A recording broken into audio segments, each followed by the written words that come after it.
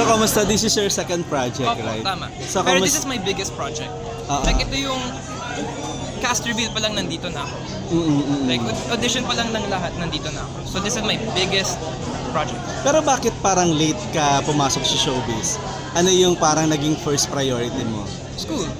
Pinag-aral ako ng magulang ko. My mom, yun talaga yung goal niya para sa akin.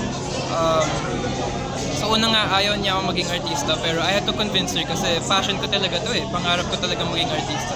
Is there any pressure on your part na anak ka ng isang Anjo Iliana, tapos di ba papasok ka sa showbiz, parang ganyan? May ganun bang factor on your side kung bakit na-late ka din ng pagpasok sa showbiz? Wala namang pressure.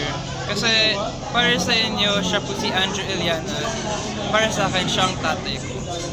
And wala siyang binibigay sa akin na benefits, walang secret deals na nangyayari para makuha ko yung mga roles.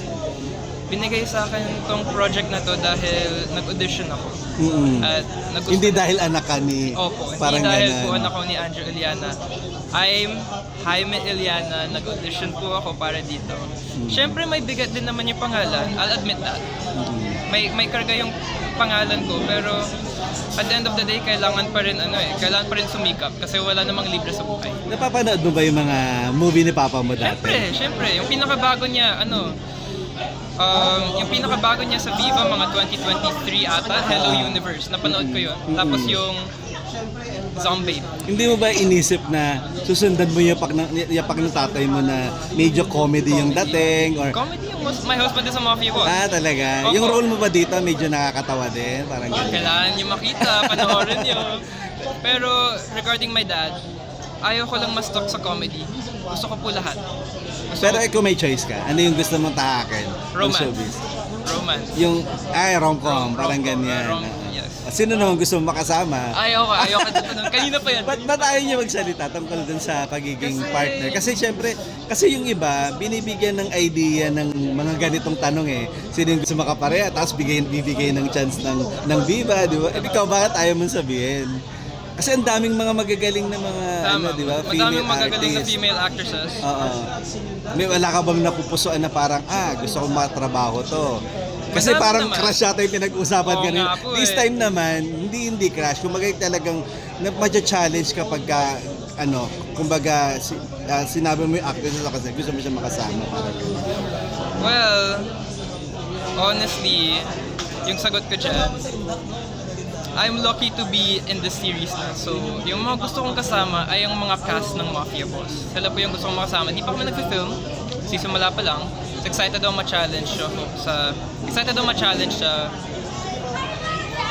first time kong makasama sila. So, Kumbaga, ginajaggle mo pa kung sino yung mga gusto mo makasama soon. Pero ikaw ba, gusto mo ma-typecast bilang sa ka-love team or makilala ka bilang, katulad ni Papa mo, iba-iba yung love team, di ba? Parang versatile siya kahit sino ipareha sa kanya. Masisikat daw kasi yung mga kapag meron kang ka-love team, parang ganyan. Ikaw, ano yung gusto mo? kung may chemistry talaga, pwede magka-love team pero hindi ko siya pipili. Tapos, yung tulad ng pinag-usapan kanina yung tungkol sa father mo, di ba? Ano yung advices na binibigay niya sa'yo bilang anak niya dito sa showbiz? Medyo matagal na din yun eh. Sinasabi ko lang yung mga simpleng bagay na kausapan nyo na lang in private kasi di naman kailangan idala sa public yung mga pinag-uusapan nila.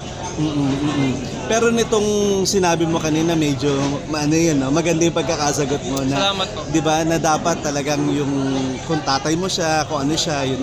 Pero ikaw personally on the record, ano yung gusto mong sabihin sa papa mo during that time na nangyayari yung ganun? Sinabi ko sa kanya yung mga gusto kong sabihin. Kung may mali siyang ginagawa, sasabihin ko. Mali yung ginawa mo, mali yung sinabi mo.